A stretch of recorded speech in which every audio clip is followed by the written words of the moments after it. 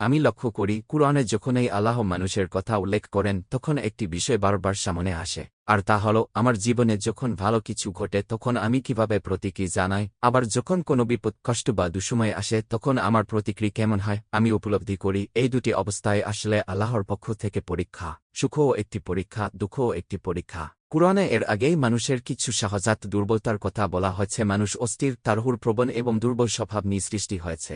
সেই বাস্তবতাকে সামনে রেখে আমি নিজেকে প্রশ্ন করি, ভালো সময় আমি কি করি আর কঠিন সময় আমি কি করি। আমি বুঝতে পারি অধিকাংশ মানুষ এই দুই পরীক্ষাতেই কোথাও না কোথাও ব্যর্থ হয়ে যায়।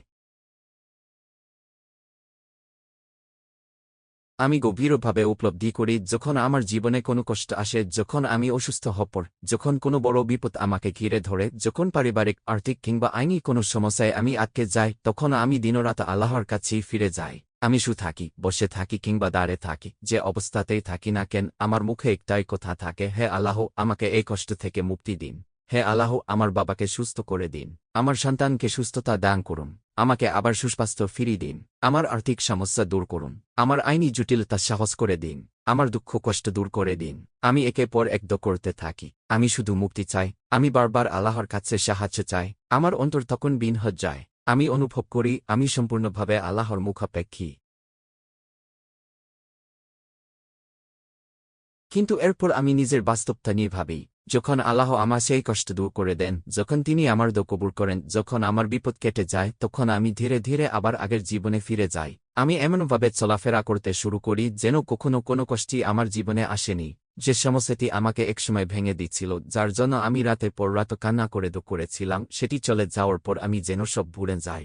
আমি আর আগের মতো আল্লাহকে ডাকি না। আমার সেই বিনয়, সেই কান্না, সেই আন্তরিক সম্পর্ক ধীরে ধীরে হারিয়ে যায়। আমি যেন মনে করতে শুরু করি এখন আর দোর প্রয়োজন নেই, এখন তো সব ঠিক আছে। আমি উপলব্ধি করি অনেক সময় আমি অজান্তেই এমন একটি ভুল ধারণা তৈরি করি যে দোষ শুধু বিপদের সময়ের জন্য, সুখের সময়ের জন্য নয়। অথচ এটি একজন মুমিনের জন্য কত বড় ভুল তা আমি নতুনভাবে বুঝতে পারি।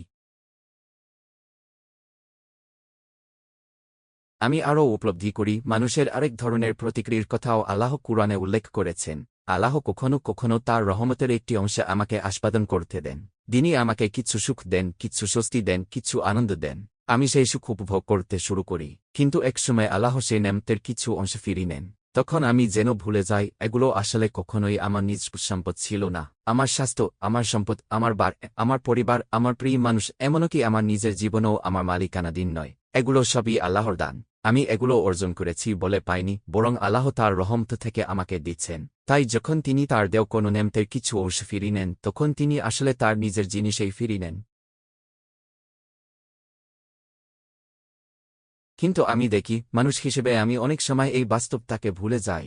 যখন আমার কাছ থেকে কোনো প্রিয় জিনিস কেড়ে নেওয়া হয় তখন আমি আশাহীন হয়ে পড়ি। আমি ভাবতে শুরু করি আমার জীবনে আর কোনো ভালো কিছু নেই। আমি বলি আমি কেন সুখী হব, আমার সঙ্গে যা ঘটেছে তারপরেও কি সুখী থাকা সম্ভব? আপনি কি জানেন আমি কি হারিয়েছি? আপনি কি জানেন আমি কত কষ্টের মধ্য দিয়ে গেছি? আমি সারাক্ষণ শুধু নেতিবাচক বিষয়গুলো নিয়ে ভাবতে থাকি। ধীরে ধীরে আমি এমন এক অবস্থায় পৌঁছে যাই যেখানে আমি আল্লাহর অন্য কোনো নেমতেই দেখতে পাই না। ফলে আমি কৃতজ্ঞ হতে পারি না। আমি এমনকি অন্য কেউ যদি আমাকে কৃতজ্ঞ হতে উপদেশ দেয় সেটিও শুনতে চাই না। আমি মনে করি আমার জীবনে ভালো কিছুই অবশিষ্ট নেই, অথচ বাস্তবে আল্লাহর অসংখ্য নেমত তখনও আমাকে ঘিরে থাকে। আমি এরপর মানুষের আরেকটি দুর্বলতার কথা ভাবি। আল্লাহ বলেন যখন তিনি আমাকে বিলাসিতা, আরামাস, সম্পদ এবং স্বাচ্ছন্দ্যে ঘড়ি দেন তখন আমি ধীরে ধীরে তাকে উপেক্ষা করতে শুরু করি।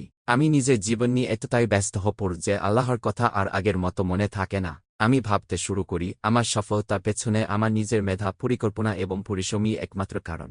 আমি হয়তো বলি আমি খুব ভালো বিনিয়োগ করেছি তাই এত লাভ হচ্ছে, আমি খুব বুদ্ধিমান বলেই এত দূর এসেছি। কিন্তু আমি আল্লাহকে কোনো কৃতিত্ব দিই না।